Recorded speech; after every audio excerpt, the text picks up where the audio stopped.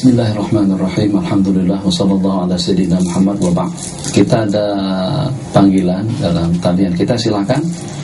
Ya, Assalamualaikum Tuan Syekh. Waalaikumsalam warahmatullahi wabarakatuh. Saya ada satu soalan yang lama tersimpan dalam hati. Ya, silakan. Dulu saya belajar seorang wanita tak wajib solat Jumaat. Betul. Okey, tapi semalam ada Tuan Syekh ada sebut juga kita boleh solat Jumaat, perempuan boleh solat Jumaat dan tak perlu kalau tak pasti, adakah kita perlu ulang solat zuhur selepas itu? Okey, terima kasih.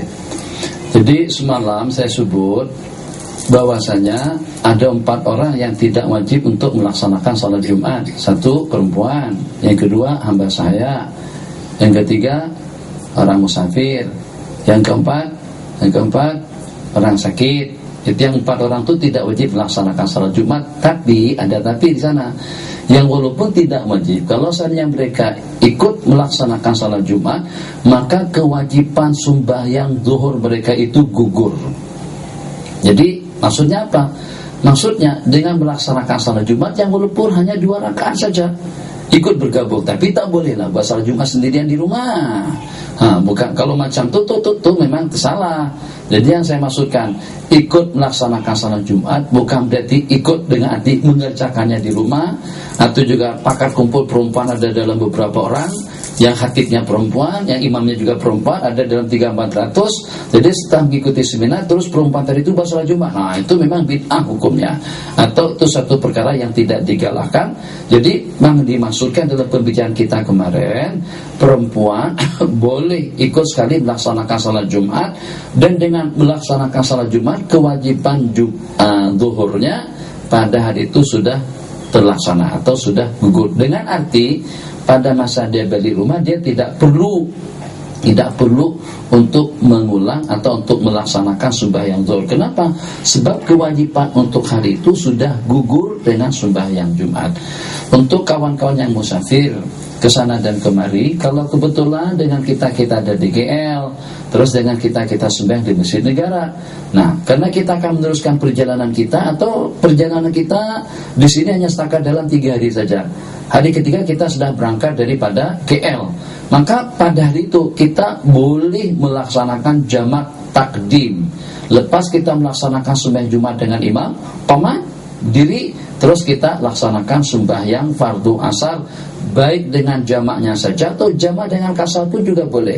Jadi 2 daripada sembahyang Jumat tambah 2 daripada sembahyang asar. Selanjutnya ada 2 terakhir lagi yang ingin saya tambahkan dalam perbincangan kita. Sebelum nanti kalau ada pertanyaan selanjutnya daripada studio yang ingin kita tambahkan, amalan yang dibaca selepas kita berdoa, Ilahi lastulil firdausi ahla wala aqwa ala naril jahimi fahabli taubata waghfir dhunubi fa innaka ghafirud dambil azimi. Ilahi, ya Allah, aku tidak layak untuk menjadi penghuni surga Firdaus yang tertinggi, sebab itu terlampau mewah. Semalam tuh saya tengok ada satu katalog hotel yang baru serba kuning. Mewahnya ji. Jadi semuanya bagus, semuanya cantik, semuanya indah. Untuk kita yang tak ada duit ini masih belum layak lagi untuk kita duduk di hotel itu. Jadi ya disesuaikanlah dengan kemampuan kita. Kalau kita nak di hotel yang layak semacam itu, ya tentu dengan kita punya kemampuan yang memadai. Macam itulah juga pengakuan daripada Abu Nawas, tak layak aku tuh menjadi penghuni Firdaus. Jadi secara mafhum, kalau di bawah sikit daripada Firdaus, atau misalnya di kaki atau di teras atau juga di berandanya, ya tentu rasa memadai.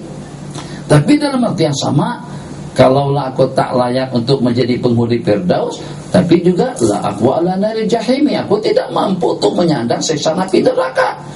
Jadi pesan saya kepada kawan-kawan yang ekstrim dengan pendapatnya, jangan setakat baca sampai situ saja.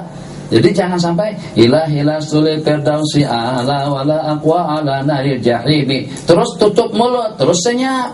Oh, kalau macam tu nak singgah di RNR mana? Itulah karena mata tak digunakan dan juga mulut tidak diucapkan dan kepala tidak dipikirkan. Pikirkan dan teruskan dengan bacaannya. Sambungan ayat tadi itu apa? Kata Abu Nawas, kalau macam tu habli taubatan waghfir dzunubi. Maka karena itu ampunkan dosa kesalahan aku dan bagikan taubat dan inayah kepadaku, sebab engkau yang maha pengampun terhadap dosa-dosa besar atau dosa-dosa kesalahanku. Kalau sudah terampunkan dosa-dosa kesalahan, akan layak Abu Nas untuk mendapatkan surga dan mungkin juga akan mendapatkan al-firdausal a'la. Kita ada pemanggil, silakan. Assalamualaikum. Daripada siapa dan di mana?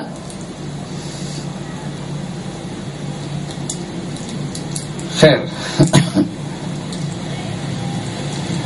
Jadi kembali kepada ilahi lastulil. Nak baca, tak nak baca tak kisah. Tapi dengan catatan, jangan yang sanad amalan sampai kepada Abu Nawas itu lebih mendapatkan perhatian di kalangan kita, masyarakat, berbanding dengan amalan yang murid daripada baginda. Kalau dengan bahasa cemburu ji. Takkan tu dengan mungkin tahu dengan kereta kah, atau dengan baju kah, atau dengan tasbih. Jadi ada dengan tasbih pemberian daripada seorang yang tak dikenal dan tak diketahui, harganya setakat RM1 saja, tapi itu saja yang dipakai kemana, atau lebih kurang dengan syal sajalah. Ni syal, selendang ni selendang.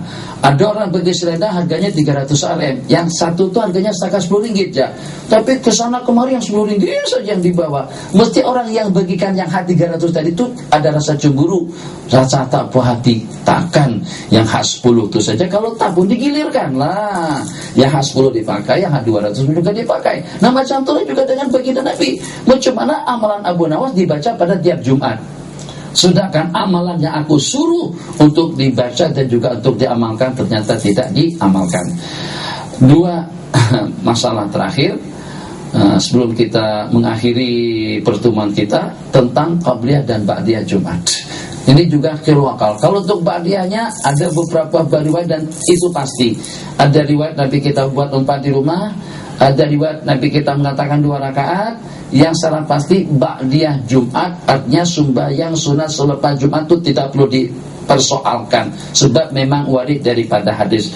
Yang terdapat perbedaan pendapat itu adalah tentang qabliyahnya.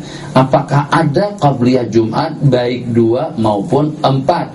Beberapa riwayat, tapi riwayat yang diriwayatkan tentang qabliyah Jumat itu hadisnya lemah, hadisnya dhaif. Dan ada juga riwayat yang lain itu amalan daripada sahabat, di antaranya Sayyidina Abdullah ibn Mas'ud, Sayyidina Abdullah ibn Umar radhiyallahu ta'ala anhuma, yang melaksanakan sembahyang sunat sebelum melaksanakan sembahyang Jumat. Masya Allah, tabarakallah.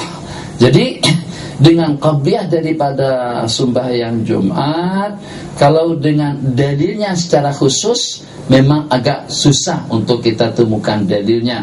Kalaulah ada pun riwayat daripada Imam Ibnu Majah, hadis itu dhaif. Hadis itu dhaif, tidak dapat kita jadikan sebagai sandaran hukum untuk mengatakan sunnah kita melaksanakan sembahyang qabliyah Jumat. Taib.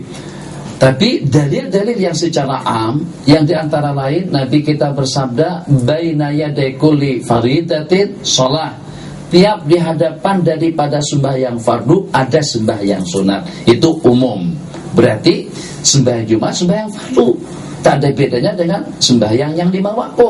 Sebagaimana sembahyang yang 5 waktu ada sembahyang sunat di hadapannya, maka dengan sembahyang Jumat pun juga ada sembahyang sunat sebelumnya. Satu. Dalil yang lain, ini dengan sebagian daripada ulama menggunakan kias. Kiasnya macam mana? Kiasnya, karena hari Jumat itu adalah salah satu daripada putaran waktu dalam seminggu. Tidak ada bedanya hitungan waktunya, terbit dan tenggelam mataharinya itu dengan hari-hari yang lain. Sebagaimana hari Sabtu matahari terbit, hari Jumat juga seperti itu, begitu juga sebaliknya. Jadi Nabi kita bersabda dalam sebuah hadis, man hafadha ala 12 raka'atan, barang siapa istiqomah muhafadzah senantiasa dan selalu melaksanakan sembahyang 12 rakaat fil yaumi wal lailah, pada tiap hari dan malam. Jadi di sini hari dan malam itu yang mana satu? Umum. Tak ada beda antara Jumat dengan yang lain. Jumatkah, Sabtukah, atau dengan hari-hari lainnya. Jadi secara pasti dia muhafadzah mengerjakan 12 rakaat pada tiap hari. Mungkin juga diantaranya adalah pada hari Jumat. Pasti juga diantaranya itu dengan hari Jumat. Perincian hukum 2 rakaat sebelum subuh, 4 rakaat sebelum duhur, 2 rakaat selepas duhur, 2 rakaat selepas maghrib, dan 2 rakaat selepas isya. Itu 12 rakaat yang balasannya itu adalah istana di dalam surga. Jadi kata ulama, fil yaumi wal lailah, pada tiap hari dan malam, itu maknanya tidak ada perbedaan antara Jumat dengan hari-hari yang lain. Sebagaimana pada hari-hari yang lain dituntut sembahyang 4 rakaat sebelum duhur, karena hari Jumat tidak ada zuhur, yang ada adalah sembahyang Jumat sahaja, maka kita pun juga disunatkan untuk sembahyang 4 rakaat sebelum kita melaksanakan salat Jumat. Oke, silahkan, kita ada pemanggil. Assalamualaikum. Waalaikumsalam warahmatullahi wabarakatuh. Ini saya Jamila nak tanya, macam mana bagi orang perempuan kalau orang lelaki sembahyang Jumaat, adakah orang lelaki itu sebelum balik orang perempuan boleh sembahyang ke? Bagaimana? Orang perempuan kalau orang lelaki belum balik sembahyang Jumaat, habis orang perempuan boleh sembahyang ke atau tunggu dia balik sembahyang? Ikut dengan yang belum. Orang perempuan sembahyang zuhur, Ya. sama ada tunggu orang balik Jumaat ke atau? Terima kasih. Minta maaf. Sebab saya agak bingung juga. Bingung macam mana? Sebelum ditanyakan tadi itu, begitu dengar suara Maji, kenapa 3 pertanyaan masuk semuanya perempuan, padahal yang mengerjakan sembahyang Jumat itu laki-laki. Tapi yang banyak bertanya perempuan. Pakcik-pakciknya mana? Pak Adamnya mana? Itulah yang timbul dalam pertanyaan sebelum ditanyakan tadi itu. Jadi apakah untuk muslimat yang tidak diwajibkan untuk melaksanakan salat Jumat, baru melaksanakan salat zuhur di rumah, itu selepas mereka balik daripada salat Jumat? Tidak. Jadi ini kita ulang kembali kesalahpahaman yang berlaku oleh sebahagian. Yang macam tu kita tidak boleh dulu mengerjakan sembahyang zuhur kecuali selepas mereka selesai melaksanakan salat Jumat. Itu bagi laki-laki atau bagi seseorang yang tidak berkeuduran, yang tidak berhalangan untuk mengerjakan sembahyang Jumat. Jadi dia tak buat, tak macam mana, apapun asbab musababnya, kesimpulannya dia tak nak buat. Maka dengan laki-laki yang sempurna tadi itu, yang tidak melaksanakan salat Jumat, dia tidak boleh mengerjakan sembahyang zuhur di rumah atau di mana saja kecuali setelah salat Jumat selesai dilaksanakan. Sementara untuk perempuan seketika adzan Jumat berkumandang, selepas masuk waktu zuhur, seketika itu juga afdal sembahyang zuhur dikerjakan. Mudah-mudahan pemanggil berikutnya ini laki-laki. Silakan. Terima kasih banyak. Terima kasih. Terputus. Khair. Jadi kita kembali kepada sembahyang qabliyah Jumat dengan ba'diyahnya. Saya simpulkan pembicaraan yang terakhir yang kita bicarakan tadi itu sudah tidak ada halangan dan juga tidak ada larangan dengan kita mengerjakan sembahyang sunat qabliyah Jumat. Kenapa? Satu, atas pertimbangan qiyas. Yang kedua, atas pertimbangan ada di antara daripada sahabat Nabi kita yang melaksanakannya. Pertimbangan yang ketiga, kita tidak tahu dan tidak dapat dipastikan. Nabi kita daripada bilik atau daripada rumah langsung naik atas mimbar. Jadi tidak ada bukti kepada mereka yang mengatakan tidak sunat. Tidak ada bukti yang menyatakan bahwasanya Nabi kita tak buat langsung. Mungkin saja Nabi kita buat di rumah karena tidak ada yang melihat, maka tidak ada yang meriwayatkan. Jadi ahbabana fillah, kita ucapkan selamat kepada lapisan kaum muslimin dan muslimat di hari yang mulia ini. Ucapkan selamat menyambut hari Lebaran, Idul Muslimin, Sayyidul Ayam, penghulu hari, dan juga merupakan Lebaran kepada kita semuanya. Terakhir dalam penutup kita, kita berharap agar tumpuan kita untuk hari Jumat, penghormatan, penghargaan kita kepada kemuliaan hari ini lebih daripada hari-hari yang lain.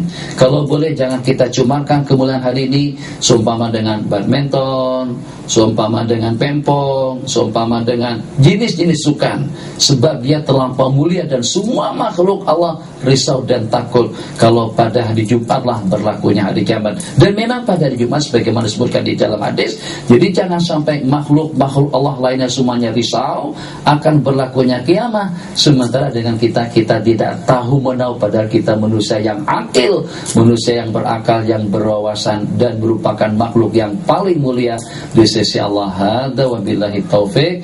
Wa sallallahu ala sayyidina Muhammad wa ala alihi wa sahbihi wa sallam wa ila liqa'in akhir insyaallah.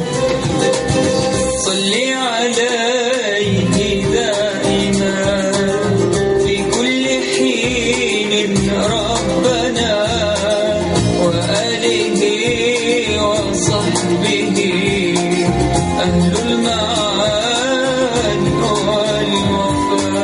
Salli